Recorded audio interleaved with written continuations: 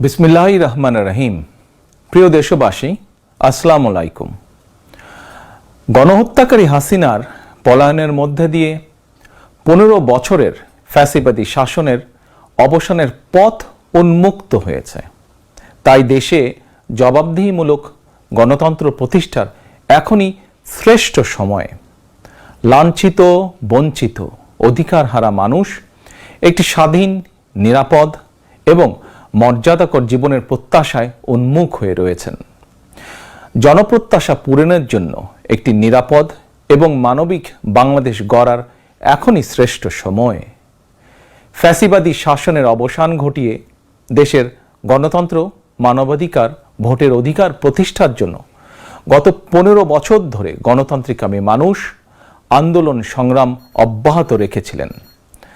আন্দোলন করার সময়, আন্দোলনরত অবস্থায় এই সময় অসংখ্য মানুষ গুম হয়েছেন, অসংখ্য মানুষ হয়েছেন খুন, অপহৃত হয়েছেন বহু মানুষ, অনেকে চিরতরে হয়েছেন পঙ্গু। আন্দোলন সংগ্রামের ধারাবাহিকতায় শেষ পর্যন্ত ছাত্র জনতার ঐতিহাসিক গণ অভ্যুত্থানে গণহত্যাকারী হাসিনা দেশ ছেড়ে পালিয়ে যেতে বাধ্য হয়েছে। প্রিয় দেশবাসী, ঐতিহাসিক গণ অভ্যুত্থানের সাফল্য ও উদ্দেশ্য নস্যাৎ করে দিতে সুপরিকল্পিতভাবে চলছে ষড়যন্ত্র, এবং এই ষড়যন্ত্রের অংশ হিসাবেই একটি ধর্মীয় জনগোষ্ঠীর উপরে পরিকল্পিত হামলার ছক কষে দেশে একটি অস্থিতিশীলতার সৃষ্টির অপচেষ্টা চালানো হয়েছিল।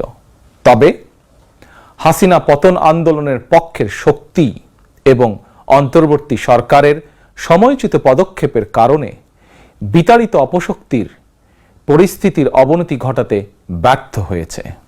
কিন্তু তারপরেও তাদের ষড়যন্ত্র থেমে নেই। কিন্তু গণ অভ্যুত্থানে চেতনা ও লক্ষ্য সুসংহত করতে হলে বিতাড়িত গণবিরোধী শক্তিকে আইনের মুখোমুখি করার পাশাপাশি জনগণের রাজনৈতিক এবং অর্থনৈতিক ক্ষমতায়ন অত্যন্ত জরুরি। জনগণের রাজনৈতিক ক্ষমতায়নের প্রধান হাতিয়ার হচ্ছে প্রতিটি নাগরিকের ভোট প্রয়োগের অধিকারকে নিশ্চিত করা যে কোনো মূল্যে। প্রিয় দেশবাসী, ক্ষমতার পরিবর্তন মানেই আমার কাছে শুধু রাষ্ট্র ক্ষমতার হাতবোতল নয়। ক্ষমতার পরিবর্তন মানে রাষ্ট্র এবং রাজনীতির গুণগত পরিবর্তন।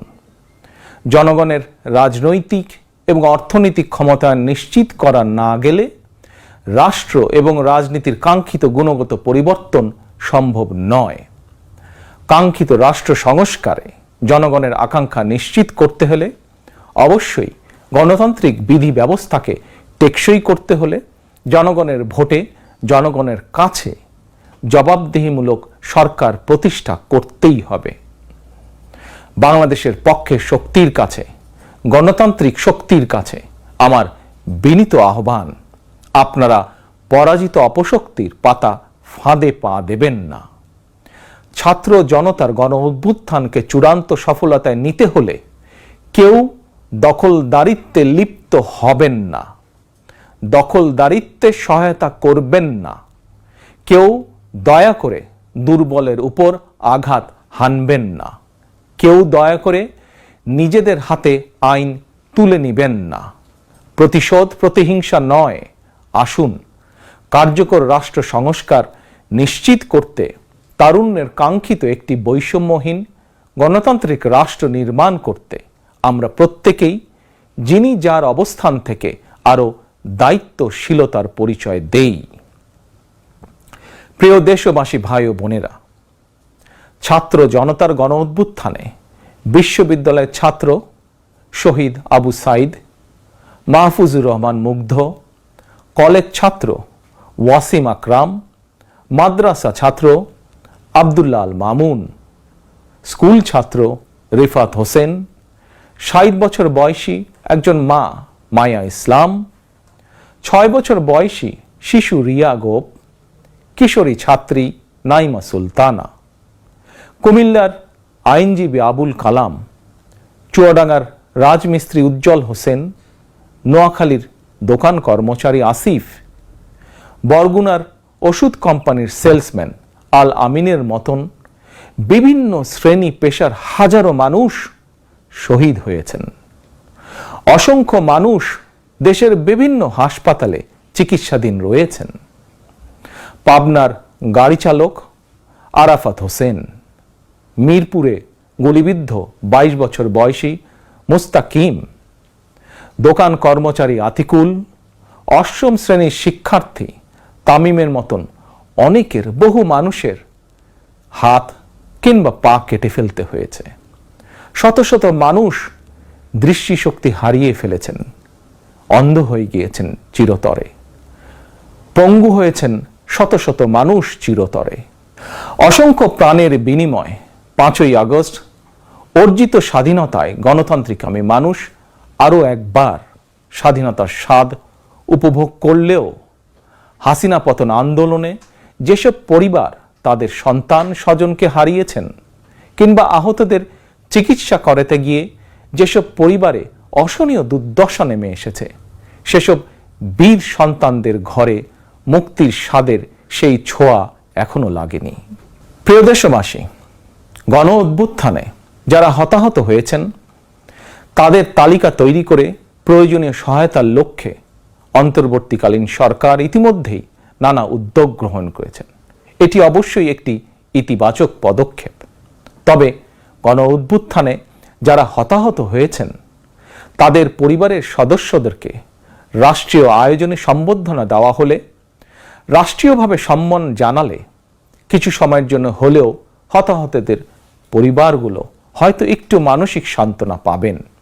এ ধরনের উদ্যোগ গণ অভ্যুত্থানে চেতনাকে আরও শানিত করবে বলে আমার বিশ্বাস। একই সঙ্গে প্রতি বছর 5ই আগস্টকে রাষ্ট্রীয় উদ্যোগে জাতীয় জীবনে একটি বিশেষ দিবস হিসাবে পালন করার বিষয়টিও বিবেচনা করা দরকার বলে সমাজের বিভিন্ন শ্রেণী পেশার মানুষ বিশ্বাস করেন। আমি এ প্রসঙ্গে আরও একটি বিষয় সরকারের দৃষ্টি আকর্ষণ করতে চাই। 2018 সালেও সারা দেশে কোটা সংস্কার আন্দোলন হয়েছিল। সেই সময়েও আন্দোলনকারীরা রাষ্ট্রীয় প্রতারণার শিকার হয়েছিলেন। গণহত্যাকারী হাসিনা আন্দোলনকারীদেরকে সেই সময়েও নির্মমভাবে দমন করতে চেয়েছিল, দমন করেছিল। এমনকি খুনি হাসিনা সেই সময়ে আহতদেরকে চিকিৎসার সুযোগ পর্যন্ত দেয়নি। সুতরাং দেরিতে হলেও 2018 সালের হতাহত কোটা সংস্কার আন্দোলনকারীদের বর্তমানে রাষ্ট্র কিভাবে সহায়তা করতে পারে সেটিও বিবেচনায় নেওয়া দরকার বলে আমি মনে করি। আমি বিশ্বাস করি তারুণ্যের শক্তি, তারুণ্যের আকাঙ্ক্ষাকে উপেক্ষা করে কখনোই একটি রাষ্ট্র ও সরকার অভীষ্ট লক্ষ্যে পৌঁছতে পারে না। প্রিয় দেশবাসী, এবার আমি বিশেষ করে প্রিন্ট এবং ইলেকট্রনিক মিডিয়ার সংশ্লিষ্টদের দৃষ্টি আকর্ষণ করে দুটি কথা বলতে চাই। গণহত্যাকারী হাসিনা সারা দেশের সংবাদপত্রের স্বাধীনতা কেড়ে নিয়েছিল। সংবাদপত্রের স্বাধীনতা হরণকারী হাসিনা পালিয়েছে জনগণের অভ্যুত্থানে। জনগণের প্রত্যাশা, আপনারা আপনাদের যার যার সংবাদপত্রে নির্ভয়ে এই শব্দটি লিখবেন, হাসিনা পালিয়েছে। হাসিনা পালিয়েছে শব্দটির পরিবর্তে কোনো গণমাধ্যম যদি ভিন্ন শব্দ প্রয়োগের অপকৌশল নেন, সেটি জনগণের কাছে আপনাদের বিবেকের স্বাধীনতাকেই প্রশ্নবিদ্ধ করবে।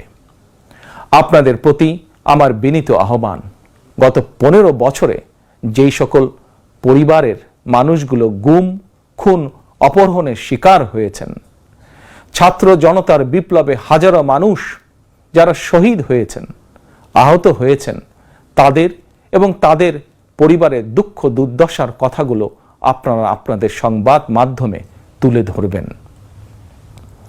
সাগররুনি হত্যা মামলার তদন্ত এক যুগেও কেন শেষ হলো না, সেই প্রশ্ন আপনারা আপনাদের মাধ্যমে তুলে ধরবেন।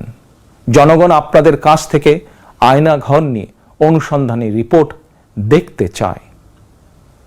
হাসিনা দেশটাকে লুটেরার রাষ্ট্রে পরিণত করেছিল।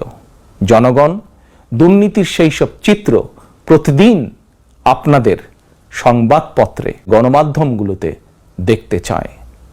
গণহত্যাকারী খুনি হাসিনা প্রতিবার কিভাবে জনগণের ভোটকে ডাকাতি করে নিয়ে গিয়েছিল, গণমাধ্যমে প্রতিদিন সেই সব চিত্র তুলে ধরে বিশেষ অনুষ্ঠান প্রচারের আহ্বান জানাই আপনাদেরকে। গণমাধ্যমে হাসিনার অপকর্ম ফ্রেমবন্দি থাকলে ভবিষ্যতে আর কেউ হাসিনার মতন ভোট ডাকাতি, গণহত্যায় লিপ্ত হতে সাহস করবে না, যা বাংলাদেশের ভবিষ্যৎ গণতন্ত্রের ভিতকে মজবুত করবে এবং ক্ষমতাসীনদেরকে স্বৈরাচারী আচরণ থেকে বিরত থাকতেও বাধ্য করবে। এবার আমি সারা দেশে বিএনপি এবং এর অঙ্গ ও সহযোগী সংগঠনের সর্বস্তরের নেতা, কর্মী, সমর্থক, শুভাকাঙ্ক্ষীদের প্রতি আহ্বান জানিয়ে বলতে চাই, রাষ্ট্র সংস্কারের পথ ধরে অন্তর্বর্তীকালীন সরকার যথাসময়ে জাতীয় নির্বাচনের তারিখ ঘোষণা করবে। সেই নির্বাচনে জনগণের রায় পেতে জনগণের মন জয় করুন। জনগণের বিশ্বাস, আস্থা এবং ভালোবাসা অর্জন করুন। জনগণের সুখে দুঃখে জনগণের সঙ্গে থাকুন, পাশে থাকুন, জনগণকে সঙ্গে রাখুন। ধর্ম, বর্ণ পরিচয়ের কারণে কেউ যাতে অনিরাপদ বোধ না করেন, দায়িত্বশীল এবং জনপ্রিয় দল বিএনপির একজন নেতা, কর্মী, সমর্থক হিসাবে সেটি আপনাদেরকে নিশ্চিত করতে হবে। সেটিকে নিশ্চিত করুন আপনারা। পরিশেষে আমি আরও একটি বিষয় উল্লেখ করতে চাই। গণহত্যাকারী হাসিনা পতনের আন্দোলনে দেশে ছাত্র জনতার পাশাপাশি প্রবাসী বাংলাদেশিরাও বিশেষ অবদান রেখেছেন।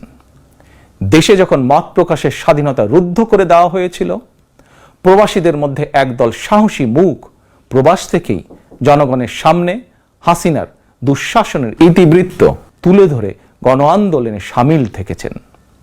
প্রবাসে থেকেই হাসিনা পতনের আন্দোলনের সঙ্গে একত্রতা প্রকাশ করতে গিয়ে কোনো প্রবাসী বাংলাদেশিকে প্রবাসে জেল জুলুম সইতে হয়েছে বা এখনো হচ্ছে। প্রবাসীদের অবদানকে কৃতজ্ঞতার সঙ্গে স্মরণ করে আমার আহ্বান, ছাত্র জনতার কাঙ্ক্ষিত একটি বৈষম্যহীন গণতান্ত্রিক বাংলাদেশ নির্মাণে অতীতের মতন ভবিষ্যতেও সংশ্লিষ্ট দেশের আইন মেনে সাধ্য মতন আপনারা আপনাদের যার যার অবস্থান থেকে ভূমিকা অব্যাহত রাখবেন। দেশে প্রবাসে সকলকে ধন্যবাদ জানিয়ে আমার বক্তব্য শেষ করছি। আল্লাহ হাফেজ। বাংলাদেশ জিন্দাবাদ। বাংলাদেশ জাতীয়তাবাদী দল জিন্দাবাদ।